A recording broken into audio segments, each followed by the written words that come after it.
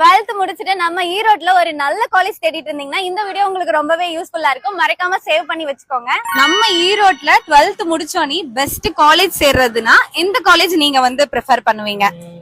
RT national college சொல்லலாம். RT college suggest பண்ணுவேன். நான் ஆர்டி காலேஜ் ஆல்ரெடி விசிட் பண்ணி பார்த்திருக்கோம்.